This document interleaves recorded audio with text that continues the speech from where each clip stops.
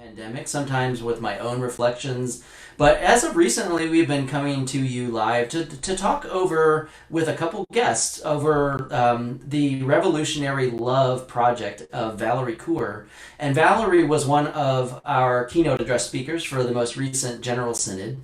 And she has this book called See No Strangers, and in that book is what she calls the Revolutionary Love Project, and she has a learning hub with a wheel that has all these different words on them, and we've been going over those words over the past 5 or 6 weeks, and with each week I bring on somebody from our delegation for the General Synod, and we just talk for a little bit. And so today last week we talked about listen, the word listen. And this week we're going to talk about the word reimagine. And I'm so blessed to have my wonderful friend and Synod delegate for General Synod 33 for the IKC, January Simpson. And so January, introduce yourself. Thanks, Chad. Hi, everyone. My name is January Simpson, and I'm in the Northeast Association of the IKC. And my home church is Plymouth Congregational UCC here in Fort Wayne. I am a licensed minister there, as well as the new Associate of Pastoral Care, which is a blessing to be able to do in that community. And I'm also fortunate enough to lead worship every other weekend down in Bern, Indiana, with Cross UCC, which has been a real gift. So that's a little bit about me in the church. Wonderful. And what a gift you are. This was the second synod that you've gone to in a row. Is that correct? And Yep. went to one in Milwaukee, and now this one that was virtual. So we had quite the experience doing it virtually. And but grateful for you to come on with me today. And we are going to talk a little bit about reimagine, and what a word for this moment we live in, January. I mean, there's so much going on with the pandemic and matters of racism we've dealt with in the past year, political division and upheavals. Just all kinds of stuff. And to begin to think about our world differently is as I think Valerie says, kind of an act of revolutionary love. And so we really have to dive into that word. So what I'm going to do is just give me a brief moment to share my screen. I'm going to share her video on this word reimagine. 1 second.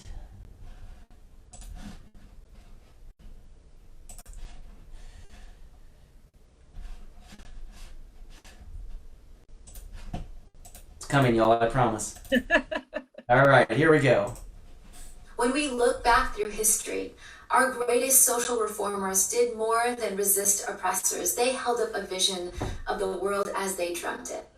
Nanak sang it, Muhammad led it, Jesus taught it, Buddha envisioned it, King dreamt it, Dorothy Day labored for it, Mandela lived it, Gandhi died for it, Grace Lee Boggs fought for it for 7 decades. They all called for us not only to unseat bad actors, but to reimagine institutions of power, the institutions that order our world. You see, any social harm can be traced to institutions that produce it, authorize it, or otherwise profit from it. To undo the injustice, we have to imagine new institutions and step in to lead them. This is why I believe reimagining is frontline social justice work. It is essential for this moment as we are in the midst of a massive transition here in the United States and all around the world. We can't ever fully be able to transition humanity into a new place unless we imagine it first. So this is how I am defining what it means to reimagine. To reimagine is to explore a vision of a relationship, a community, a world where all of us are safe and free, where all of us flourish. Reimagining means that we're doing more than resisting our opponents, that we are paying attention to the cultures that authorize them to harm us, the institutions that allow them to continue with their behavior. And if we shift our gaze to institutions, that means some institutions can be reformed, but others must be dismantled and replaced altogether. Reimagining focuses us not just on what we are fighting against, but the future that we are fighting for. And here's the secret. reimagining, when we engage in that hard and vibrant work of reimagining the world as it ought to be, we start to realize that we have opportunities, spaces in our own lives to begin to create the beloved community where we are. When we are brave enough to reimagine, we can begin to become the beloved community by birthing it here and now. Wow, January, I have to say, most of the times when I get done with those videos, I think, boy, we can only cover a small portion of that, but I feel like I could unpack that for days. There's so much there, and the part I wanted to begin with you, and just to get your thoughts on, she says that if we're ever gonna move and transition humanity into the new, we have to be able to imagine it, and so talk. Let's start there. What do you think about that? I think that the choice of the word imagine is really good, as opposed to say plan, or Mm, something like that. Uh, because if what we're trying to do is change the world, so that it becomes a new world, right? It becomes some form of the world that we have not yet seen. There's no way to plan for that. We have to right. envision it first. We have to imagine it first. So, um, I think it's important to imagine in ways that aren't necessarily quote unquote reality based, right? You have to allow Right. yourself that ridiculous vision, to see how far you might be able to push it. Well, and it makes me think about like all the people she named, right? From Gandhi to King to Buddha and so many more, right? Dorothy Day. And I think when what seems like a common thread from what she said there was whether they lived it or died for it or whatever. I think on some level they all had a vision of something that maybe in their lifetime was not attainable, but for which they aimed towards, and maybe like that moral arc of the universe bending towards justice pieces. Maybe we bent it a little further, but it's like almost like if we can begin to think about a world where everyone, as she said, flourishes and is free and is safe, what are the institutions and the behaviors and the ways of being? And in our case, how do we be church? How do we participate in that as church is a question for us, don't you think? I do. And I think, as a queer person, the church would definitely be one of the institutions that I Yeah. would say historically it needs to be reimagined. Mhm. We know for many different populations, certainly not only my own minority group, the church has been damaging. It has not been Yeah. a healthy or helpful institution in a whole lot of important ways. And so trying to figure out what church can be is Right. a really important exercise for us, I think. Yeah. What I definitely think that's the case, and part of it. She started off this whole revolutionary love hub wheel with the word wonder, Yeah, and it seems to me like the word wonder and imagine or reimagine have very similar crossing points, if you will, because but with wonder, I think she starts there with if you really want to transform the relationship you have with someone or an opponent or an enemy, so to speak, you have to begin with wonder. You can't prejudge, and I think that's kind of one of the things that she was saying here is it's not enough just to remove bad actors or opponents. We actually have to have a vision for how we would actually live out our systems and our relationships differently. Not just say we got to get rid of them, but it's like how are we all going to now live in beloved community together? yeah, yeah. And it's funny, we didn't talk about this before, but I think that you're exactly right about the link between reimagining and wonder. It struck me as I was going through her Learning Hub information and stuff that the reimagine word is on the sort of finishing level of our Right, growth in relation to opponents, right?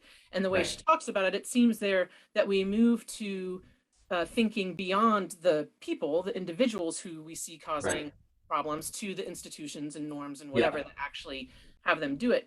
And when we make that shift into reimagining, the opponent becomes the system rather than the individuals operating within it. And so then all of the individuals operating within the system are simply others. And with others, we can begin that first step on that point of the compass, which is to wonder about them. And like she says, see how they've been damaged by these same systems. And that lets us move then into that reconciliation of a new future. I'm sorry, go ahead. No, you're fine. That you're naming something really important, because on that wheel, the interesting thing that I find about that spoke, if you will, of the wheel is it begins with rage. Its middle space is listening, and reimagine is the one that comes after. And so you think about, like, if those systems that are on the outer rim have oppressive behaviors or ways of operating, right? One of the natural outcomes of that experience of trauma is rage. And we have to have a healthy and strong understanding of how rage can be expressed for transformation, is one of the things we learned in that word. But one of the things I love is it's sandwiched between a newly reimagined world and the raging about the world that now exists that's unjust. Is in between is listening. What a powerful spoke of the wheel, because I think what she's saying is you can't get to opponents and systems, you can't get to those transformations unless you're willing to wonder or listen and reimagine it. And so it's not enough to have rage and then just dismiss and get rid of bad actors. You actually have to really get to the heart of it, so to speak. Yep. I think that's absolutely true. I can't help but think, and I'll condense it because I know our talk is very brief. But I had an encounter with a woman once. I went to graduate school at the Catholic University of America. So I was surrounded by a wide variety of people who disagreed with me in various ways for various reasons. And this woman came up to me in the library where I worked and slipped me a note. And it said simply, "Are you a transgender or a homosexual?" She ran off across the lobby from me. And so I looked up and I said, yes. And she wanted to talk to me. So we had about a 20-minute conversation in the lobby of the library. I asked my boss if I could step away. And she was very concerned for my spiritual well-being and my soul, and told me all the reasons why I shouldn't be gay. And I told her all the reasons why I thought it was okay for me to be. We had the very typical trade your scriptures back and forth kind of discussion. And then she said, she had told me that my wife and I should be celibate. And I was like, I don't think we're going to be. And so she told me, when I was a teenager, I realized that I had some attraction to women, but I didn't want to be cut out of my relationship to God. So I decided to be celibate. I was like, oh, well, there it is. She's not the problem. She's not my problem. The way that the church has been is the problem. And it's a problem for her just as much as it was a problem for me. And so that one moment of listening and hearing what she was saying just pushes you forward into it pushed me forward into a different way. We hugged at the end of our conversation. It didn't change your mind. We weren't immediately reconciled and in agreement, but there was care for one another there that was able to be genuine. That is such a beautiful story. And I think what I'm hearing in a lot of this revolutionary love wheel is, how do we get to those conversations, the ones that really matter? And if you all had more time, more relationships, more times over coffee or something, imagine what might actually come of that deepening sense.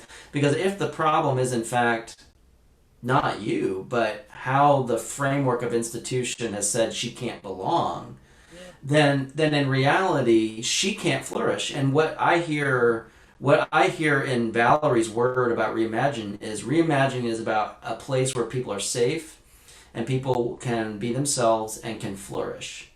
And what I heard was a little bit of projection to you of her inability to flourish, right? So how do we create a church, a world where we can imagine that not just you, but her as someone needs to flourish too? I mean, what a beautiful story. Yeah, it was pretty incredible. And I couldn't when I was going through this and preparing for today a little bit, I just couldn't stop thinking about it. Yeah. To encapsulate so much what Valerie was talking about. I think so. What a gift that is to me and to our listeners. Thank you for sharing that and for spending time with me today. And I really appreciate it. We are such a gifted conference, and that we've got people like you, January, and others who've joined me on this call over the past 5 to 6 weeks. And next week, friends, we're going to pivot to the final kind of spoke in the wheel. We've got 3 more words in that area, and then the final word, which is joy, which is actually if you have the wheel, which is a circle, on the outside is the word joy. All these other words, which are sometimes words that have tension with each other, like rage and listen, or rage and reimagine. Those are very interesting contrasts of words. But the word joy is on the outside. That'll be our last word. So January, thank you for joining us for Reimagine, and friends, we will see you all next week. Thanks for joining us. Thank you so much.